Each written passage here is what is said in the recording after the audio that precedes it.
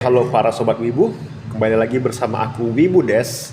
Dan akhirnya kita mengetahui kenapa Bang Ferry Irwandi sangat mahir dalam berargumen, mencari data, dan juga dalam berdebat.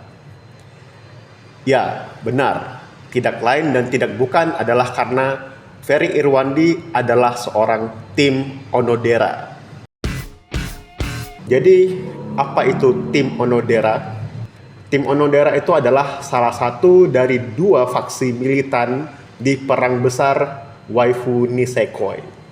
Nah, terus apa hubungannya memiliki argumen yang bagus dan pandai berdebat dengan menjadi seorang tim Onodera? Jadi Nisekoi ini adalah anime romcom yang tayang di tahun 2014. Cerita perjodohan antara putra bos Yakuza Jepang dan putri mafia Amerika. Ya, cukup biasa saja kalau zaman sekarang. Cuman pada masanya itu merupakan suatu premis yang sangat menarik bagi para wibu-wibu milenial seperti aku dan Bang Ferry Irwandi tentunya. Terus apa yang membuat anime ini menjadi sesuatu hal yang sangat berbekas bagi kami semua para wibu milenial terutama. Jadi di ceritanya itu si main karakternya, Raku, memiliki sebuah kalung yang berbentuk gembok. Nah, dan kalau ada gembok pasti juga ada kuncinya. Kuncinya ini dipegang sama teman masa kecilnya. Jadi sampai sekarang dia masih kepikiran siapa sih yang megang kuncinya, itu kunci dari gembok di kalungnya. Soalnya dia berjanji sama teman masa kecilnya itu kalau suatu saat nanti gemboknya itu akan kita buka lagi gitu, dan kita lihat apa isinya di dalam gembok itu. Nah, jadi pas dia udah gede masuk SMA ceritanya nih, dia ketemu sama beberapa cewek yang ternyata megang kunci itu. Pada awalnya kita diceritain itu ada dua cewek yang megang kuncinya. Pertama itu ada Kirisaki Chitoge dan juga ada Onodera. Jadi ini kan kita cari tahu nih siapa yang punya kunci aslinya. Nah, disinilah mulai wibu-wibu milenial ini berargumen mengenai siapa yang memiliki kunci aslinya antara Chitoge ataupun Onodera. Ya, pada awalnya cuma dua itu ya, meskipun belakangan ya seperti anime-anime harem pada umumnya muncul banyak karakter-karakter cewek lain, ada Marika, ada Sugumi, bahkan adiknya si Onodera ini ikutan juga gitu kan. Cuman faksi yang paling militan itu ya dua yang original ini, Chitoge sama Onodera.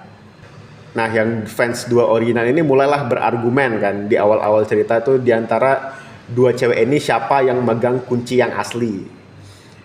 Ya, jadi dengan mencari data-data dari chapter-chapternya, dicarilah, dicocok-cocokin lah, cocokologi kayak ya teori One Piece sekarang kan. Cuman lama-kelamaan perseteruan argumen ini manas menjadi perdebatan dan akhirnya muncullah istilah tim Chitoge dan tim Onodera. Dan itulah yang sekarang kita kenal sebagai The Great Waifu War of Nisekoi. Perang ini sudah mengakibatkan banyak kuota terkuras habis untuk berargumen di sosmed melawan tim yang lain. Pada waktu itu sosmednya kalau enggak Facebook ya Twitter lah ya. Dan bisa dibilang juga ini awal mula era-era wibu duduk di kafe lama-lama, numpang wifi, beli es teh kosong demi berdebat berjam-jam di kafe tersebut pakai wifi, numpang wifi lah. Ya, jadi itu numpang wifi kalau nggak debat Nisekoi ya paling torrent anime. Ya, perdebatan ini awalnya hanyalah perdebatan mengenai siapa sebenarnya memegang kunci yang asli. Jadi cara menyodorkan argumen itu sama kayak teori-teori One Piece sekarang lah. Chapter segini ada ini, di episode ini ada gini-gini, terus dicocok logi dan lain sebagainya. Dan disitulah para pejuang-pejuang Nisekoi ini mengasah kemampuan berargumen mereka, mencoba memberikan data-data terakurat dan juga alasan-alasan logis untuk mempertahankan tim mereka masing-masing, dan juga tidak lupa untuk menyerang tim yang lain. Namun lama-kelamaan perang ini bukan hanya lagi soal kunci dan gembok, tapi berubah menjadi peperangan ideologi.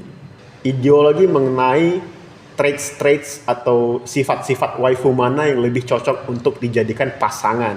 Dan akhirnya masing-masing faksi menaikkan kekuatan masing-masing karakter yang mereka dukung. Chitoge dengan tsundere dan kecantikannya, Onodera dengan kebaikan dan keramahannya.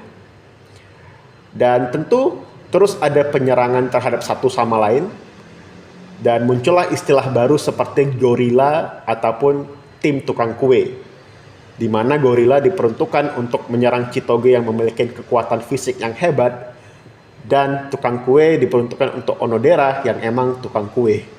Cerita Nisekoi pun berakhir dengan menikahnya si karakter utama dengan Chitoge, mengakhiri peperangan ideologi ini dengan kemenangan tim Chitoge.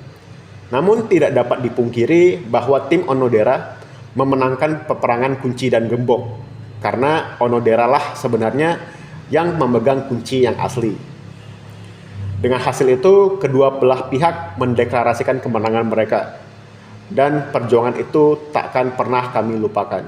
Kalian bisa bayangkan, setiap episode dan chapter dijadikan senjata untuk menyerang tim lain, mencari data-data dari chapter-chapter sebelumnya untuk dijadikan amunisi, dan mengenakan tameng baja untuk menahan dari serangan tim lawan. Ya, seperti baju sirah yang kukenakan sekarang ini.